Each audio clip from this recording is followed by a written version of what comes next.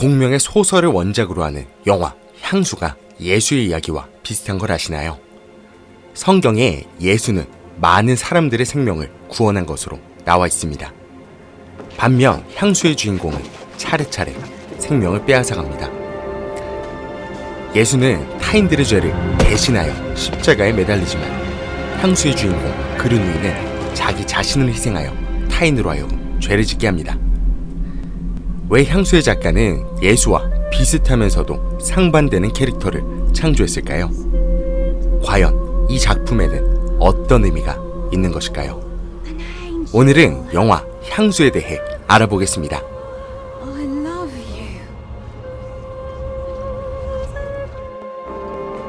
향수는 어느 살인자에 대한 이야기를 담고 있습니다. 향수의 주인공은 아름다운 여자들을 살해해 그 향기를 채취합니다. 이 향들을 가지고 세상에 없던 최고의 향을 만드는 게 주인공 그르누이의 목표인 것이죠. 그르누이는 왜 최상의 향수를 만들고 싶어 하는 걸까요? 먼저 우리가 눈여겨봐야 할 점은 주인공 그르누이의 몸에서는 아무 향도 나지 않는다는 것입니다. 원작 소설에서 그르누이는 이것을 굉장히 두려워하는 것으로 묘사되어 있습니다. 천부적인 후각을 지녔지만 정작 자기 몸에서는 아무 향기도 맡지 못했던 그의 치명적인 결여가 그르누이로 하여금 타인의 향기를 비정상적으로 원하게 만들었습니다. For the first time in his life, Grenouille realized that he had no smell of his own. He realized that all his life he had been a nobody to everyone. What he now felt was the fear of his own oblivion. It was as though he did not exist. 타인의 향을 통해 만든 향수를 가지고 자기 몸에 최상의 향을 심는 것, 그것이 바로 그르누이의 정체성이자 인생의 목표가 되는 것입니다.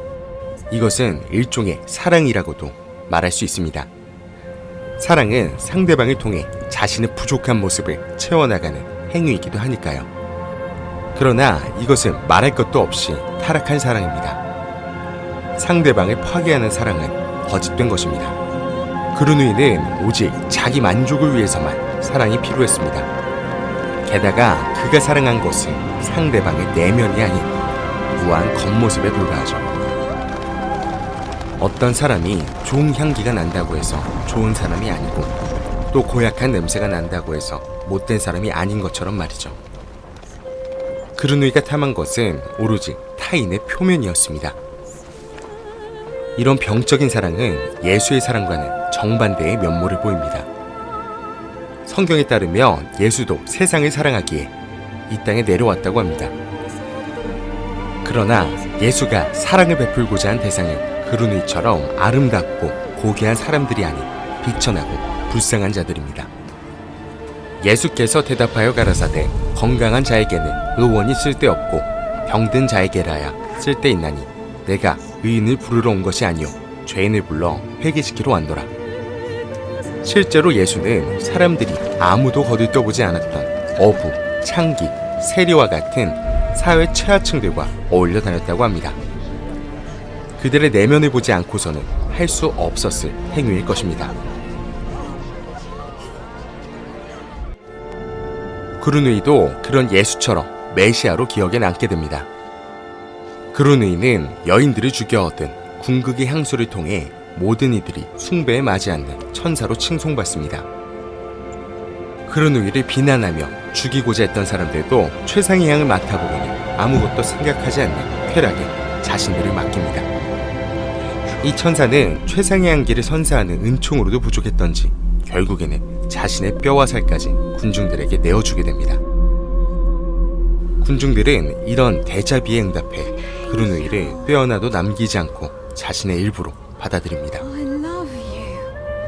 영화는 이렇게 그르누이가 수많은 여인들을 향해 던졌던 사랑을 자신의 방식 그대로 물려받으며 끝이 나게 됩니다.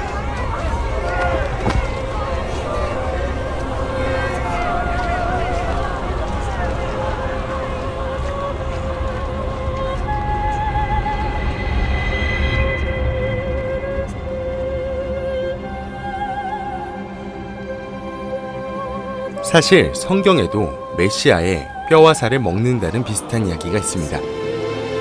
나는 하늘로서 내려온 산떡이니 사람이 이 떡을 먹으면 영생하리라. 나의 줄 떡은 곧 세상의 생명을 위한 내 살이로라 하시니라. 이러므로 유대인들이 서로 다투어 가로되 이 사람이 어찌 능히 제 살을 우리에게 주어 먹게 하겠느냐.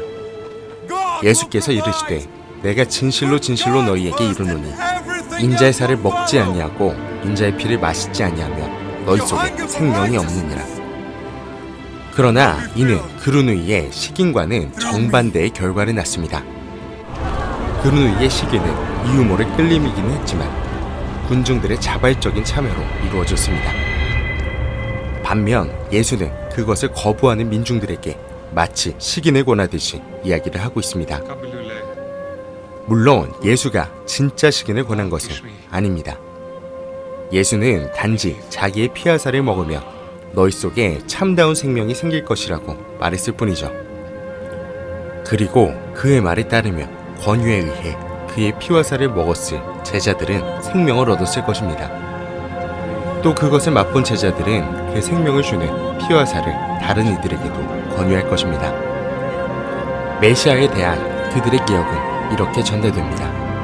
반면 역설적이게도 군중 모두가 자발적으로 참여했던 그루누이의 시기는 그 누구의 기억에도 남지 않습니다. 그루누이의 시기는 생명 대신 죽음을, 기억 대신 망각만을 남길 뿐이었습니다. 그토록 찬란했던 그루누이였지만 아무런 흔적도 남기지 않는 냄새 나는 덧없는 영역처럼 역사 속에서 사라지고 말 뿐입니다.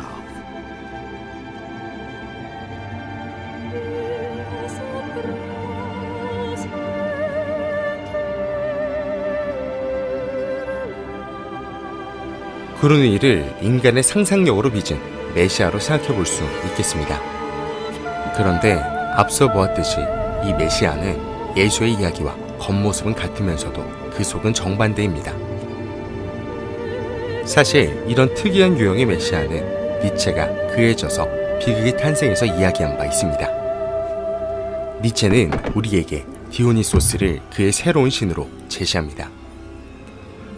그루누이가 최상의 예술적 체험을 통해 결국 타인들을 매료시키고 황홀경에 빠지게 했듯이 디오니소스도 우리에게 그런 즐거움을 선사한다는 것이죠. 디오니소스적인 것의 마력하에서는 인간과 인간 사이의 결합이 다시 이루어질 뿐만 아니라 소외되고 대립되고 억압된 자연이 자기의 잃어버린 탕하의 인간과 다시금 화해의 제전을 축하하게 된다. 비극의 탄생. 실제로 고대 그리스에서 바카날리아라는 디오니소스 축제를 할 때는 종교적 황홀경과 함께 난교가 동반되었다고 전해집니다. 그들은 이유모를 무화경에 자주 빠졌고 스파라그모스라는 축전의 절정에서는 동물을 산채로 갈기갈기 찢어 그 살과 피를 마셨습니다. 디오니소스의 추종자들은 광기를 신성시했으며 이런 행위가 신의 피와 살을 나누는 것이라고 믿었죠. 또 자신들이 먹는 이 짐승이 디오니소스의 환생이라고 여기기도 했다고 합니다. 종교적 황홀경이 동반된 난교, 자신들이 신이라고 숭배하는 자를 통해 무화경에 빠지고 그를 갈기갈기 찢어먹는다는 디오니소스 축전이 그루누이와 그를 둘러싼 군중들과 겹쳐 보입니다. 한편 앞서 이야기했듯이 축전의 형식과 디오니소스의 모습들이 예수의 모습과 겹쳐 보이는 것도 사실입니다. 향수에서는 그런 표현이 등장하지는 않지만 디오니소스 축전에서는 마치 예수처럼 십자가에 매달린 디오니소스의 모습을 많이 볼 수 있었습니다. 또 디오니소스의 죽음과 부활을 기리는 이런 축제는 3일간 이루어졌다고 하죠. 예수가 마치 3일 만에 부활한 것처럼 말이죠. 혹자들은 이런 디오니소스와 예수의 유사성을 가리켜서 예수가 디오니소스를 필두로 조작된 신화에 불과하다고 이야기하기도 합니다. 그러나 형식이 유사하다고 해서 같은 부류의 신화라고 단정짓기는 어려운 것 같습니다. 혹시 이 유사성에 이유가 있는 것은 아닐까요? 철학자 르네 지라르는 예수의 십자가형이 디오니소스 신화와 형식이 비슷한 이유는 오히려 신화 속 폭력을 드러내기 위해서라고 합니다. 이해를 돕기 위해 예시를 들어보겠습니다. 디오니소스와 예수의 관계를 실제 범죄 현장과 범죄 현장 시뮬레이션의 관계로 비유할 수 있겠습니다. 영화에서 각종 언론 기자를 모아놓고 형사들이 범죄 현장 재현하는 것을 많이 보셨을 텐데요. 범죄 당시의 상황을 최대한 정확하게 구현하기 위해 필요한 과정이죠. 그래야만 많은 이들이 보고 적합한 처벌을 내릴 수 있으니까요. 이와 같이 범죄 시뮬레이션과 실제 범죄는 같은 모양을 띠고 있지만 그 목적이 정반대입니다. 범죄는 말 그대로 범죄를 위해서, 재현은 처벌을 위해서 행해집니다. 디오니소스 그리고 그르누이와 예수의 관계도 그렇습니다. 디오니소스 그리고 그르누이를 향한 폭력은 단순히 먼 옛날 중세의 프랑스나 고대 그리스만의 이야기는 아닙니다. 현대에도 이런 희생양 신화는 반복되고 있습니다. 연예인들이 향한 테러가 대표적인 예입니다. 연예인들은 단순히 그들이 누군가보다 아름답다는 이유로, 재능이 뛰어나다는 이유로 질투 섞인 공격을 받곤 합니다. 인신공격이나 죽음을 요구하는 댓글, 차마 허용하기 힘든 악플들이 그런 예이죠. 누구도 타인에게 죽음을 요구하는 선고를 내리며 쉽게 웃을 수는 없는 법입니다. 왜 이런 폭력적인 디오니소스의 축전이 오늘날에도 반복 재생산되고 있는 것일까요? 우리는 종종 현대를 가리켜 역사의 그 어떤 시대보다 평온하고 풍요로운 시대라고 이야기하곤 합니다. 그러나 이런 시대에도 현대인들이 느끼는 박탈감과 열등감은 줄어들지 않는 것 같습니다. 이런 박탈감과 열등감들이 쌓일수록 사회는 그것을 해소할 분출구가 필요한 법인데 그 희생양이 바로 연예인 같은 특정한 소수 집단이 되는 것입니다. 예수가 폭로하고자 했던 세상의 원리는 아마 이런 것일 수도 있습니다. 이와 같은 희생양 메커니즘에 대해 이야기했던 지라르는 자신의 저서 나는 사탄이 번개처럼 떨어지는 것을 본다 해서 디오니소스 신화에 대해 이런 말을 남기기도 했습니다. 오늘날의 우리 시대는 니체의 말에 많은 신뢰를 보내기 전에 디오니소스, 그것은 곧 하데스와 같다는 우리의 뇌리를 때리는 헤라클레이토스의 말을 곰곰이 되씹어 보아야 한다고 생각한다. 말하자면 디오니소스는 지옥과 같고 사탄과 같고 죽음과 같고 린치와 같다는 말이다. 이것은 가장 파괴적인 것에 들어있는 폭력적 모방이다. 오늘은 영화 향수를 통해 디오니소스 신화와 예수의 순환에 대해 다루어 보았습니다. 신화나 종교적 의미를 떠나서 우리 시대에 만연해 있는 부당한 폭력에 대해 관심을 기울이는 시간이 되었으면 좋겠습니다.